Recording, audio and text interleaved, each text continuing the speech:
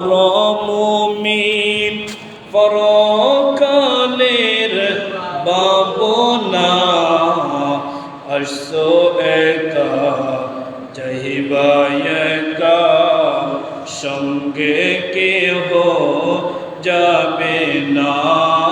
আল্লাহুম্মা সাল্লি আলা সাইয়্যিদিনা মাওলানা মুহাম্মদ ওয়া আলা আলি সাইয়্যিদিনা মাওলানা মুহাম্মদ।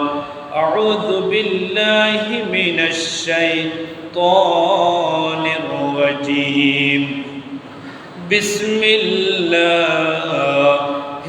রাহমানির রহিম। ওয়ালতাকুম মিনকুম উম্মাতুন ইয়াদউনা ইলাল খায়র ওয়া ইয়া'মুরুনা বিল মা'রুফি ওয়া ইয়ানহাউনা 'আনিল মুনকার ওয়া উলাইকা হুমুল মুফলিহুন। সাদাকাল্লাহুল মাওলানাল আযীম ওয়া সাদাকা রাসূলুহুন নবিয়্যুল হাবিবুল কারীম। সম্মানিত উপস্থিতি, আমরা সর্বপ্রথম মহান রব্বুল আলামিনের দরবারে শুকরিয়া আদায় করি যে মহান রব আমাদেরকে অত্যন্ত দয়া করে মায়া করে মাহে শাওয়াল মাসে তৃতীয় জুমার নামাজ আদায় করার জন্য প্রত্যেকে সুস্থ শরীরে আল্লাহর ঘরে আসার বসার সাথে সাথে পেয়ারা নবী সাল্লাল্লাহু আলাইহি ওয়াসাল্লামের শানে কয়েকবার দরুদ পাঠ করার যে মুনিব আমাদেরকে সুযোগ দান করেছেন, সেই মহান রবের দরবারে প্রত্যেকে আল্লাহর দরবারে শুকরিয়া আদায় করি। সবাই বলি আলহামদুলিল্লাহ। আমি বিগত দুইটা জুমা আপনাদের সামনে তাকওয়ার প্রয়োজন, তাকওয়ার উপকারিতা সম্পর্কে আলোচনা হয়েছে। ইনশাআল্লাহ আজকে যদি আল্লাহ তৌফিক দেয়, আজকের জুমার আলোচ্য বিষয় হবে সৎ কাজের আদেশ, অসৎ কাজের নিষেধ। পৃথিবী থেকে শুরু থেকে আমার নবীর আগমন পর্যন্ত আল্লাহ রাব্বুল আলামিন পৃথিবীতে যত নবী রাসূল প্রেরণ করেছেন, প্রত্যেকের উদ্দেশ্য ছিল, প্রত্যেকের হুকুম ছিল সৎ কাজের আদেশ, অসৎ কাজের নিষেধ। অর্থাৎ আমার বাবা আদম আলাইহিস সালাম থেকে শুরু করে আমার নবীর আগমন পর্যন্ত যত নবী রাসূল এসেছেন, প্রত্যেকে এই দুইটা হুকুম নিয়ে এসেছেন। প্রত্যেকে কি বলছেন? সৎ কাজের আদেশ, অসৎ কাজের নিষেধ। অর্থাৎ আল্লাহর হুকুম মানো, শয়তানের ওয়াসওয়াসা, শয়তানের পথ ছাড়াও। এটাও প্রতিটি নবীর কি ছিল? এটা কাজ ছিল। অর্থাৎ কিন্তু আজকে আমার নবীর আগমনের পরে আর কোনো নবী দুনিয়ার মধ্যে আসবে না। সেই জন্য আমার আল্লাহ পৃথিবীর যুগে যুগে নবী প্রেরণ করেছেন, একজনের পরে একজন, একজনের পরে একজন। কিন্তু আমার নবীকে আল্লাহ খাতামুন নবীন বানিয়ে দিয়েছেন। আমার নবীর পরে আর কোনো নবী দুনিয়ায় আসবে না। তাহলে এই দায়িত্ব কার উপর? ইমানদার নরনারীর উপর, আলেম উলামার উপর, আল্লাহওয়ালাদের উপর।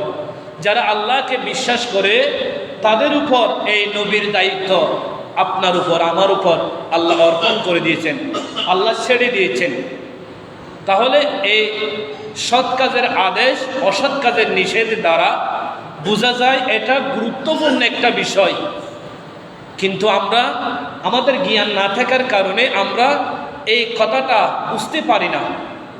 কিন্তু আল্লাহ নবী প্রেরণ করেছেন সৎ কাজের আদেশ দেওয়ার জন্য, অসৎ কাজের নিষেধ করার জন্য। তাহলে এর মতো বড় একটা ফজিলতের কথা আর কিছু হতে পারে না। সেজন্য আল্লাহ বলেন, মানুষরা যখন সৎ কাজের আদেশ, অসৎ কাজের নিষেধ থেকে কি তাকে বিরত থাকবে, তখন আল্লাহ যুগে যুগে আল্লাহ কি দিয়েছেন? ভয়াবহ শাস্তি দিয়েছেন। কেন? আল্লাহর হুকুম না মানার কারণে। আল্লাহর হুকুম ছিল সৎ কাজের আদেশ দেওয়া, অসৎ কাজের নিষেধ করা। এটা আল্লাহর হুকুম ছিল, এটা নবীর তরিকা ছিল, নবীদের অনুসারী ছিল। নবীদের কাজ ছিল, নবীদের কর্ম ছিল এটা। নবীদের কর্ম ছিল কি? সৎ কাজের আদেশ, অসৎ কাজের নিষেধ। সেজন্য আমার আল্লাহ বলেন, ওয়াল তাকুম মিনকুম উম্মাতুন, আমার আল্লাহ বলেন ওয়াল তাকুম মিনকুম উম্মাতুন, তোমাদের মধ্যে এমন একটি দল থাকা উচিত, ইয়াদউনা ইলাল খায়র, যারা মানুষকে কল্যাণের দিকে ডাকবে, ভালো কাজের দিকে ডাকবে, ভালো পরামর্শ দিবে।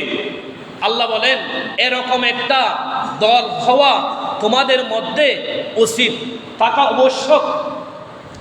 তাহলে এই ব্যক্তি তারা কি করবে?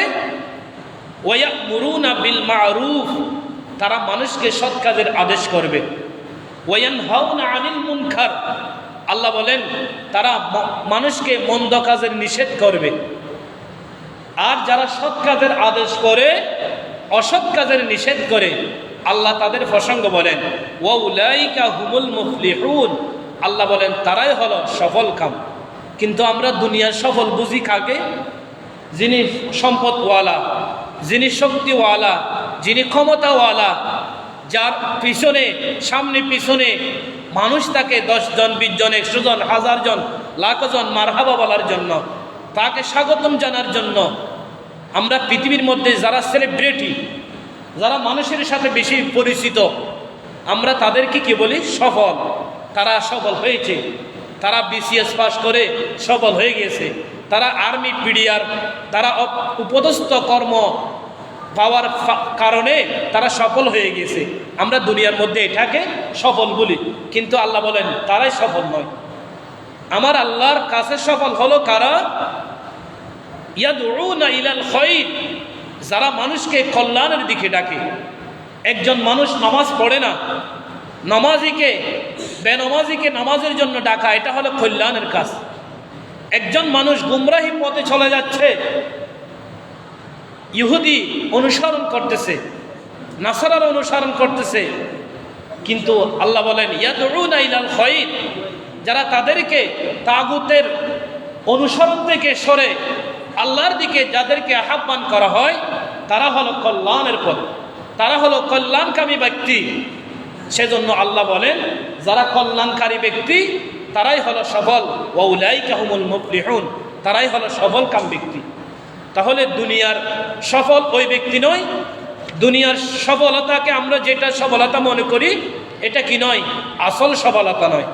আসল সফলতা হলো যারা মানুষকে সৎ কাজের প্রতি আহ্বান করবে, মন্দ কাজের প্রতি নিষেধ করবে, আল্লাহ বলেন তারাই হলো সফল। কিন্তু আজকে আমরা দুঃখের বিষয়, অনুতাপের বিষয় কি, আজকে আপনার চোখের সামনে গুমরাহির কাজ হচ্ছে, খারাপ কাজ হচ্ছে, আপনার চিন্তা নাই, আপনার ফিকির নাই, আপনার কোনো টেনশন নাই। কিন্তু আপনি দেখেন আল্লাহ বলেছেন তারাই হলো সফল যারা মানুষকে সৎ কাজের আহ্বান করবে। কিন্তু আপনি তো দেখতেছেন আপনার মসজিদের সামনে, আপনার মাদ্রাসার সামনে, আপনার এলাকার মধ্যে যেভাবে দিন দিন গুনাহের কাজ ছড়িয়ে পড়তেছে। আপনার এলাকায় জুয়াটি, হিরোইন, পাপাসার, গুনাহের কাজ আপনি চোখে দেখতেছেন, কিন্তু আপনি বলতেছেন আমি তো একজন নামাজি ব্যক্তি, আমি নামাজ পড়ি। সে তো জুয়া খেলুক, সে হিরুন খাক, সে ফাপাসার কাজ করুক, আমার কোনো কিছু আসে যায় না। আমি আল্লাহর জন্য যথেষ্ট, আল্লাহর জন্য নামাজ পড়বো, রোজা রাখবো, জাকাত দিব, এটাই তো আমার কাজ। কিন্তু আল্লাহ বলেন এই ইমান নিয়ে তুমি যদি আমার কাছে আসো, তাহলে তোমার ইমানের এক বিন্দু পরিমাণ দাম আমার কাছে নেই। কারণ তোমার কাছে এই অনুশোচনা থাকা প্রয়োজন ছিল, তোমার কাছে আমার আল্লাহর কথা আয়াত তোমার কাছে থাকা প্রয়োজন ছিল। ইয়াদউনা ইলাল খায়র, তুমি যেমন নামাজ পড়ে আল্লাহ ওয়ালা হয়েছ, একজন বেনামাজি, একজন বেপরদা নারী, একজন বেপরদা খারাপ মহিলাকে তোমার দ্বীনের পথে আনা, তোমার তারা সফল নয়। সফল কারা? আল্লাহ আরো বলেন, আল্লাহ আমাদেরকে কেন সৃষ্টি করেছেন এই কথা আল্লাহ পাক সূরা আল ইমরানের 110 নম্বর আয়াতের মধ্যে আল্লাহ পাক বলেন, কুনতুম খায়রা উম্মাতিন, তোমরাই হলা শ্রেষ্ঠ উম্মত, সর্বোত্তম উম্মত। কারা? উম্মতি মুহাম্মাদি যারা, তারাই হলো সর্বশ্রেষ্ঠ উম্মত। সর্বোত্তম উম্মত, হয় উত্তম, সর্বশ্রেষ্ঠ। কেন শ্রেষ্ঠ? আল্লাহ বলেন উখরিজাত লিন্নাস, আমি মানুষদেরকে সৃষ্টি করেছি কেন জানেন? মানুষের কল্যাণের জন্য, মানুষের আহ্বান করার জন্য। কেন? আমার নবী বাবা আদম থেকে আমার নবীর আগমন পর্যন্ত নবী আসার একটা কি ছিল? সিলসিলা ছিল। কিন্তু আমার নবী আগমন করার সাথে সাথে নবী আসা বন্ধ হয়ে গিয়েছে, নবীর কাজ করা বন্ধ হয়ে গিয়েছে। কিন্তু আর কোনো তো নবী আসবে না। তাহলে নবীর কাজ কি ছিল?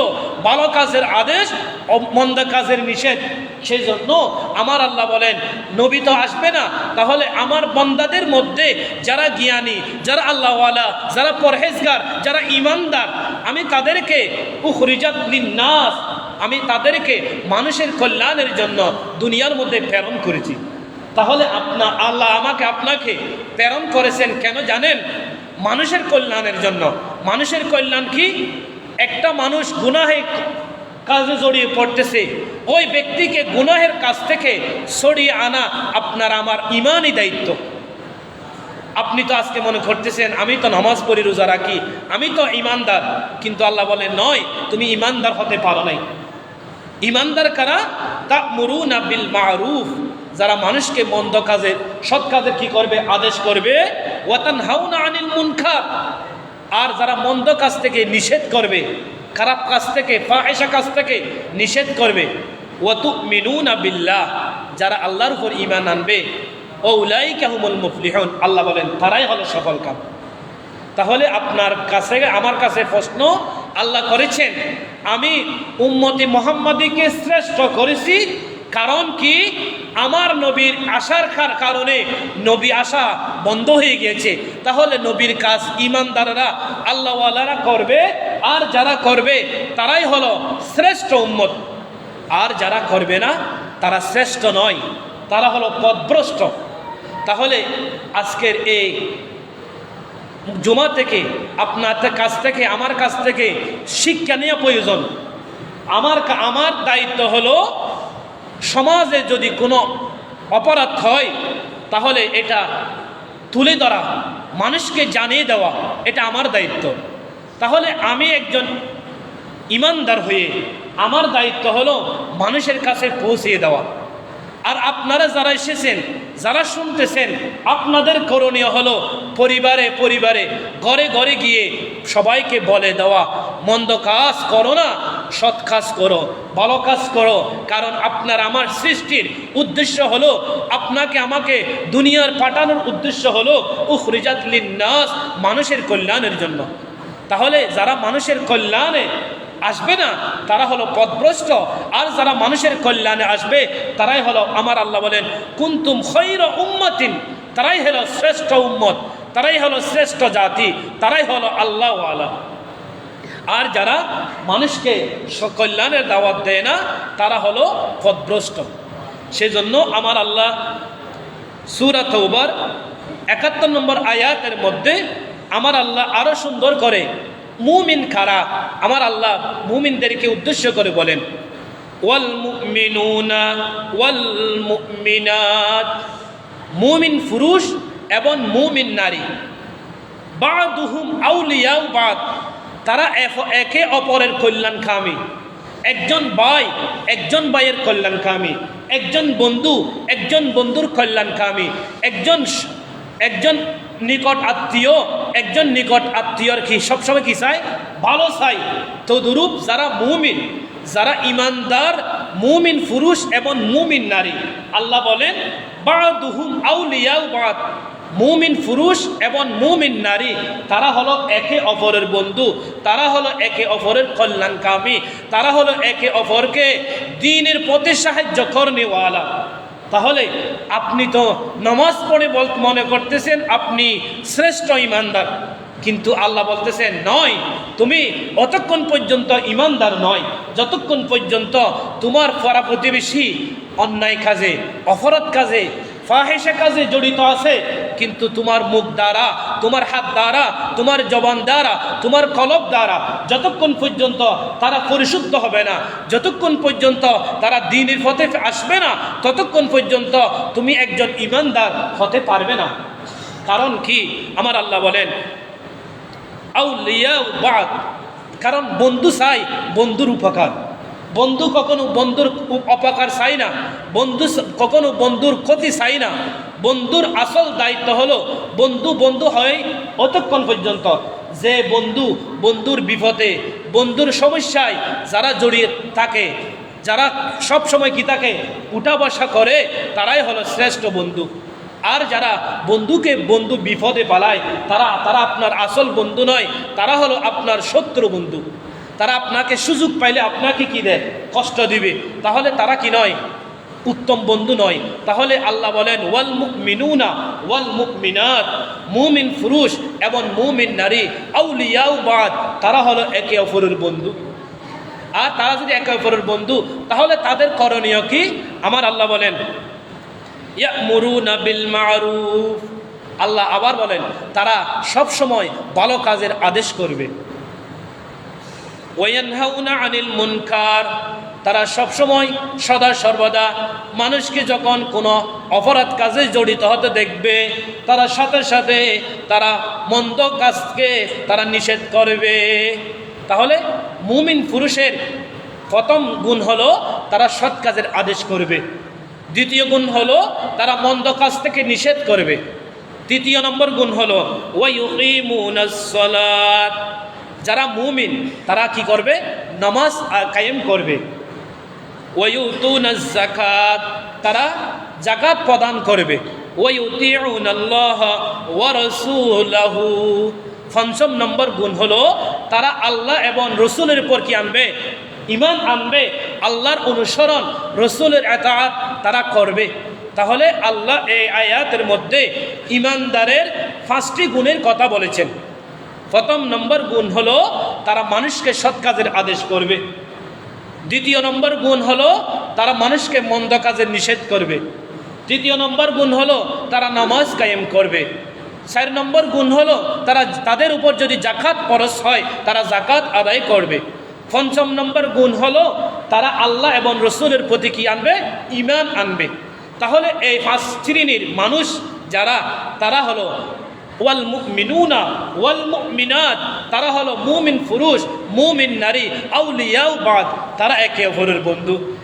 যারা সৎ কাজের আদেশ করবে তারাই হলো শ্রেষ্ঠ ঈমানদার। আর যারা সৎ কাজের আদেশ করে না তারা হলো বুবা শয়তান। হাদিসে পাকে তাদেরকে বুবা শয়তান বলা হয়েছে। তাহলে আপনি আজকে আমি যদি সত্যিকার ঈমানদার যদি হতে পারি, ঈমানদারদেরকে আল্লাহ ওয়াদা করেছেন। কি ওয়াদা করেছেন?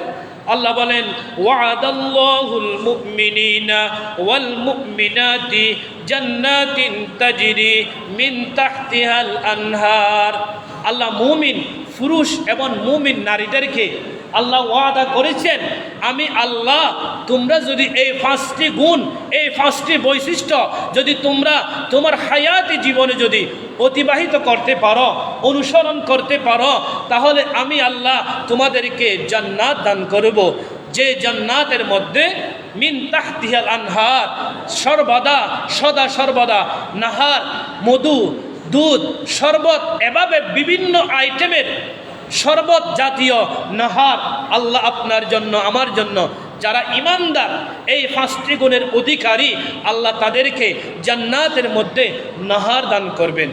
যে নাহার আপনি আমি এই স্বাদ কখনো দুনিয়ার জীবনে দুনিয়ার যুগে পাওয়া যাবে না। এমন এমন স্বাদওয়ালা মধু, নহর জাতীয় শরবত আল্লাহ জান্নাতীদের জন্য, ঈমানদারদের জন্য তৈয়ার করে রেখেছেন। তাহলে ঈমানদাররা কতক্ষণ পর্যন্ত জান্নাতে থাকবে? আল্লাহ বলেন খালিদিনা ফিহা, তারা চিরকাল, যুগের পর যুগ, তারা অনন্তকাল, তারা দুনিয়ার জীবন ত্যাগ করে তারা যখন পরকালীন জীবনে চলে যাবে তারা অনন্তকাল জান্নাতে থাকবে। তাহলে কারা থাকবে? যারা সৎ কাজের আদেশ করে অসৎ কাজের নিষেধ করে, তারা জান্নাতের মধ্যে থাকবে অনন্তকাল, আবাদ আবাদ। সেজন্য আমার আল্লাহ আপনাকে আমাকে দুনিয়ার জীবনে পাঠিয়েছেন এমনি এমনি নয়। উখরিজাত লিন্নাস, মানুষের কল্যাণের জন্য, মানুষের উপকারের জন্য।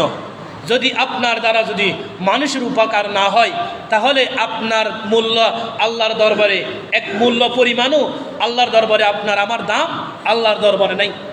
কারণ আমার দাম বাড়বে কখন? যখন আল্লাহর কথা, আল্লাহর হুকুম, আল্লাহর বিধান যখন দুনিয়ার জমিনে কি করে দেবো, কায়েম করে দেব। সেজন্য রসুল বলেন, বাল্লিগু আন্নি ওয়ালাউ আয়া। যদি একটি শব্দ, একটি বাক্য, একটি আয়াত, একটি হাদিস, একটি শব্দ যদি তোমার জানা থাকে, তাহলে ওয়ালাউ আয়া, তুমি সেই জমিনের মধ্যে, তোমার পাড়া প্রতিবেশীর মধ্যে, আত্মীয় স্বজনের মধ্যে, তোমার চিনা অচিনা মানুষের মধ্যে সেই কথাটি তুমি কি করে দাও, কায়েম করে দাও, দায়েম করে দাও। তাহলে ইমানদারদের বৈশিষ্ট্য হলো তারা একে অপরের বন্ধু, তারা একে অপরের দুস্থ, তারা একে অপরের কল্যাণকামী। তাহলে কখনো চাইবে না একজন ইমানদার আরেকজন ইমানদারের ক্ষতি, একজন ইমানদার হয়ে আরেকজন ইমানদারকে কখনো জাহান্নামে চলে যাক, এটা কেউ চাইবে না। ইমানদার যারা, তারা কখনো মানুষের খারাপ চাই না। সেজন্য রসুল বলেন, আন আব্দুল্লাহ ইবনে উমর قال قال رسول الله صلى الله عليه وسلم من جاهدهم بيده, যে ব্যক্তি শক্তি প্রয়োগে দাওয়াত দিবে হাত দ্বারা, আমার রসুল বলেন, যে ব্যক্তি যাদের ক্ষমতা রয়েছে, যাদের পাওয়ার সমাজে বিস্তার রয়েছে, যাদের কথা মানুষ শুনে, আমার রসুল বলেন, মান জাহাদাহুম বিয়াদিহি, যে ব্যক্তি হাত দ্বারা শক্তি প্রয়োগে মানুষকে কি করবে, দাওয়াত দিবে, আমার রসুল বলেন, ফাহুয়া মুমিন, সে হলো ইমানদার, সে হলো সত্যিকার মুমিন। ওয়ামান জাহাদাহুম বিলিসানিহি, আমার রসুল আবার বললেন, যে ব্যক্তি মানুষকে মুখের মাধ্যমে দাওয়াত দিবে, মানুষকে এই যেভাবে এখন আমি আপনাদের সামনে আল্লাহর নবীর কথাগুলা আমি আপনাদের সামনে প্রচার করতেছি, আমার রসুল বলেন, ওয়ামান জাহাদাহুম বিলিসানিহি, যে ব্যক্তি মানুষকে মুখের মাধ্যমে সৎ কাজের আদেশ করবে, আমার রসুল বলেন, ফাহুয়া মুমিন, সেই হলো মুমিন। আমার রসুল আবার বলেন, ওয়ামান জাহাদাহুম বিকলবিহি, আমার রসুল বলেন, যে ব্যক্তি মানুষকে অন্তরের মাধ্যমে মানুষকে দাওয়াত দিবে, আমার রসুল বলেন, ফাহুয়া মুমিন, সেই হলো মুমিন। ওয়ারা যালিকা মিনাল ঈমানি হাব্বাতুন মিন খারদালিন, আমার রসুল বলেন, এই তিন শ্রেণীর ব্যতীত যত মানুষ রয়েছে, তাদের মধ্যে এক বিন্দু পরিমাণ ইমান তাদের কলবে নাই। তারা হলো দুনিয়ার মধ্যে সবচাইতে নিকৃষ্ট ব্যক্তি। কারা? যারা মানুষকে মানুষকে হাতের মাধ্যমে দাওয়াত দেয় না। আমার রসুল বলেন, যারা হাতের মাধ্যমে দাওয়াত দেয় তারা হলো সত্যিকার মুমিন। যারা মানুষকে মুখের মাধ্যমে দাওয়াত দিবে তারাই হলো সত্যিকার মুমিন। যারা মানুষকে অন্তরের মাধ্যমে দাওয়াত দিবে তারাই হলো সত্যিকার মুমিন। আর এই ব্যতীত যত মানুষ দুনিয়ার মধ্যে বড় লোক, ছোট লোক, ধনী প্রজাতা যারা রয়েছে, দুনিয়ার মধ্যে যত মানুষ রয়েছে, এই তিন শ্রেণীর মানুষ ব্যতীত যত মানুষ রয়েছে, তারা সবাই ক্ষতির মধ্যে, ধ্বংসের মধ্যে রয়েছে। তাহলে আজকে দুনিয়ার মধ্যে এত হতাশা কেন, এত অভাব কেন, এত গজব কেন, এত আযাব কেন, এত মুসিবত কেন?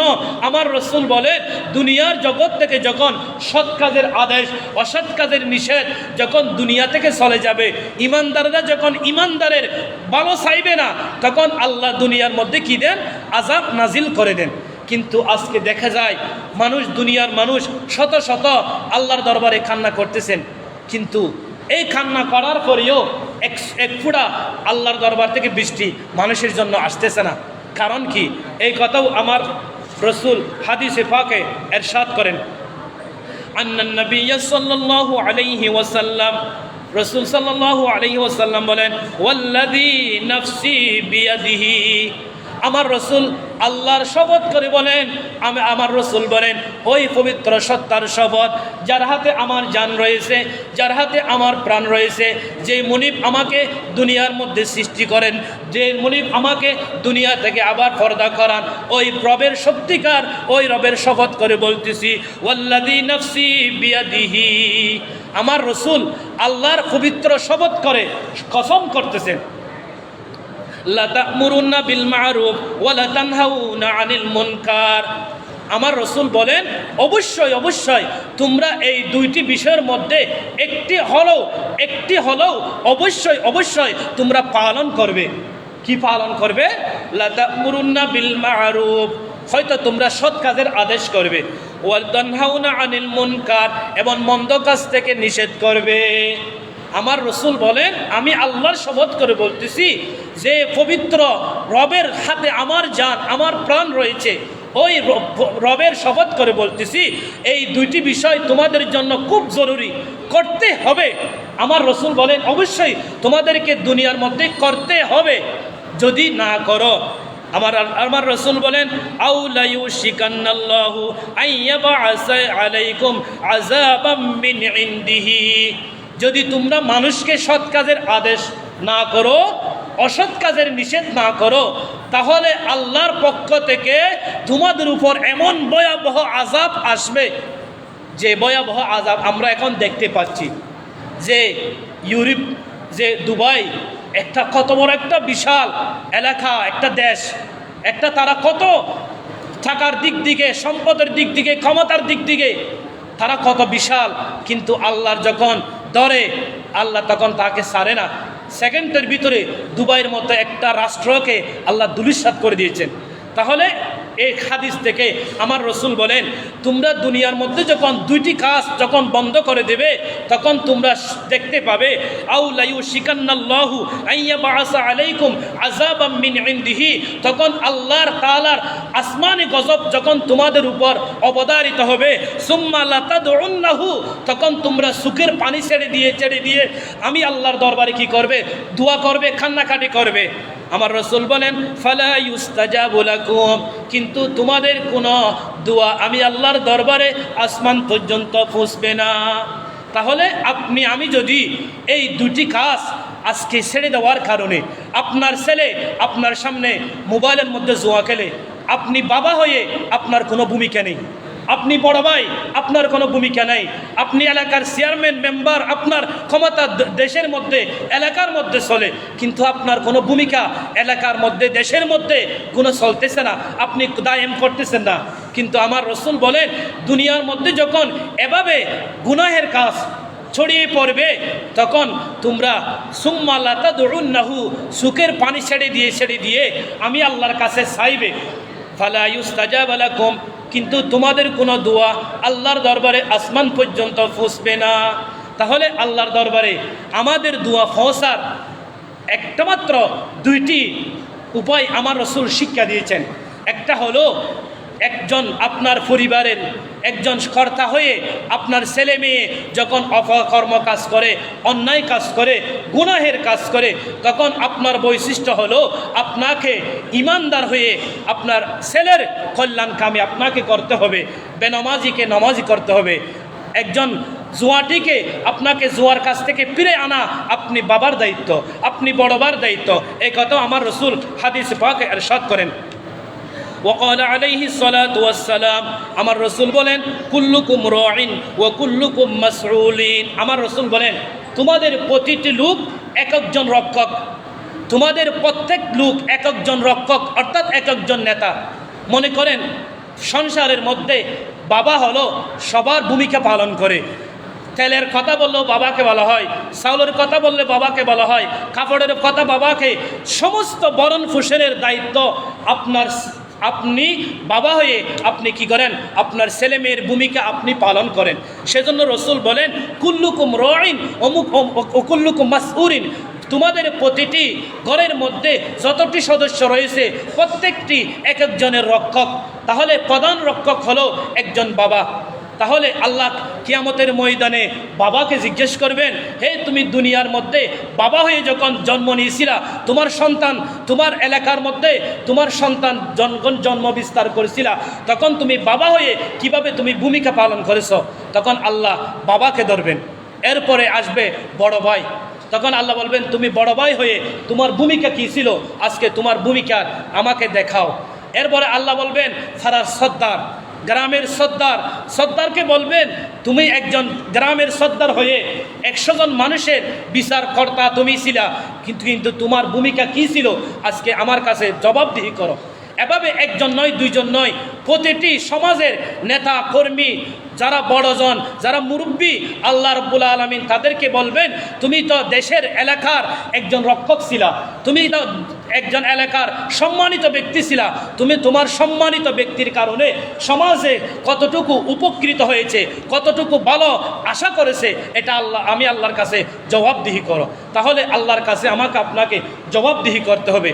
এতক্ষণ পর্যন্ত আমার রাসূল বলেন প্রশ্ন উত্তর ছাড়া একজন মানুষকে আল্লাহ রাব্বুল আলামিন কিয়ামতের ময়দানে এক কদম সামনেও যেতে দেবেন না। তাহলে এই কথা থেকে, এই হাদিস থেকে আমাকে শিক্ষা গ্রহণ করতে হবে। আমার রাসূল বলেন আল ইমামু রাঈন, আল্লাহ রাব্বুল আলামিন তখন এরপরে ধরবেন একজন শাসক।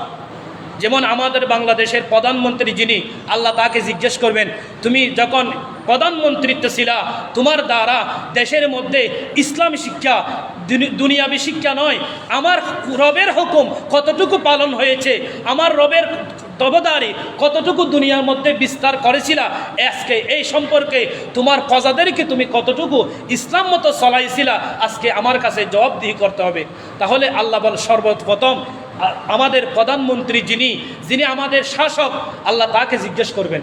এরপরে আমার রাসূল বলেন আল ইমামু রাঈন, দ্বিতীয় নম্বর হলো ওয়ার রুজুলু রাঈন ফি আহলিহি, দ্বিতীয় নম্বর হলো পরিবারের যিনি বাবা, আল্লাহ তাকে জিজ্ঞেস করবেন ওয়ার রুজুলু ফি আহলিহি, তুমি একজন পুরুষ হয়ে তোমার ভূমিকা তোমার পরিবারের মধ্যে কতটুকু ছিল, ওয়ামাসউলিন আন রাঈহি, তুমি কিভাবে তাদেরকে পরিচালনা করেছিলা, একটু আমার কাছে হিসাব দাও।